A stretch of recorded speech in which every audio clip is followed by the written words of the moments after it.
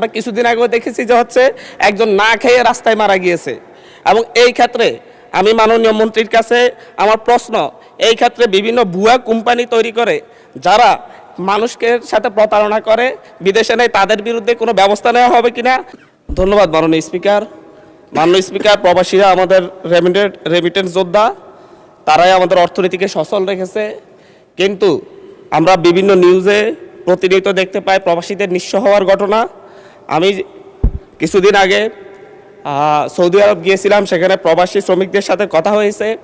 সেই জায়গায় প্রবাসীদেরকে নেয়ার জন্যে বিভিন্ন ভুয়া কোম্পানি তৈরি করা হয় এবং ভুয়া কোম্পানি থেকে যাদের কোনো অফিস থাকে না, কোনো নির্দিষ্ট ঠিকানা থাকে না, শুধুমাত্র কাগজে কলমে তাদের ঠিকানা থাকে, সেই ঠিকানা অনুযায়ী সেই কোম্পানির নামে বিভিন্ন চাহিদাপত্র তৈরি করে সরকারের কাছ থেকে অনুমোদন নিয়ে বাংলাদেশ থেকে শত শত শ্রমিকদেরকে সেখানে পাঠানো হয়। তারা সেখানে গিয়ে বিমান ভাড়া। মাননীয় সদস্য, আমাদের এটা হচ্ছে not statement, it's a question. Please আপনি একটা কোশ্চেন করেন, তাহলে অন্য মাননীয় সদস্য সুযোগ পাবেন আরেকটা কোশ্চেন করার। মাননীয় স্পিকার, আমি ব্যাকগ্রাউন্ডটা বললে কোশ্চেনটাকে ক্লিয়ার হতো।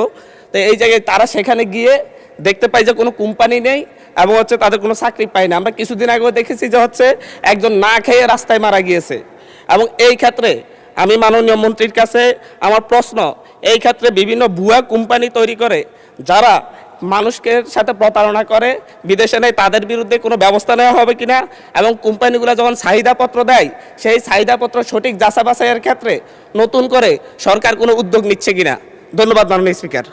ধন্যবাদ মাননীয় সদস্য। মাননীয় প্রতিমন্ত্রী। জি, মাননীয় স্পিকার, আপনাকে ধন্যবাদ। মাননীয় সংসদ সদস্যকেও ধন্যবাদ। তিনি একটি গুরুত্বপূর্ণ বিষয় আমাদের সামনে এনেছেন। এটা সঠিক যে ইদানিং লক্ষ্য করা যাচ্ছে যে বাংলাদেশি, বিশেষ করে যারা দেশের বাইরে যাচ্ছে, তারা অনেকে মিলে কিংবা ওই দেশের মালিক পক্ষের সাথে মিলে একটা নামে মাত্র কোম্পানি খুলে তারপরে এখান থেকে অনেক লোক নিয়ে যায়। দেখা যায় সে কাজ দিতে পারবে না 10 জনকে, লোক নিয়ে যাচ্ছে 100। এখান থেকে কিন্তু বিজনেস করতেছে তারা। সো এখন ওইখানে যখন একটা ডিমান্ড লেটার ওখানকার দূতাবাস কর্তৃক সত্যায়িত এখানে জমা দেয়, তখন কিন্তু আমরা এটা ধরে নেই যে ওখানকার এমবেসি যাচাই বাছাই করেছে। তো আমাদের যেটা একটু গ্যাপ আছে, আমি মনে করি আমাদের ওখানকার যারা দূতাবাস বিশেষ করে ওই দেশগুলোতে আছেন, তাদের আর একটু কঠোর নজরদারি, মনিটরিং এবং যাচাই বাছাই প্রয়োজন। এই বিষয়ে আমরা পররাষ্ট্র মন্ত্রণালয়ে যৌথভাবে কাজ করছি। আমাদের মন্ত্রণালয়ের অধীনে 27টি দেশে 30টি শ্রম কল্যাণ উইং রয়েছে।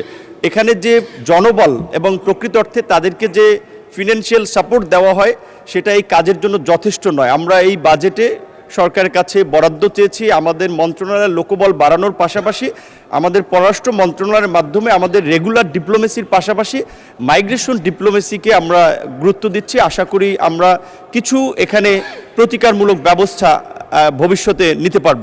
ধন্যবাদ। ধন্যবাদ মাননীয় প্রতিমন্ত্রী।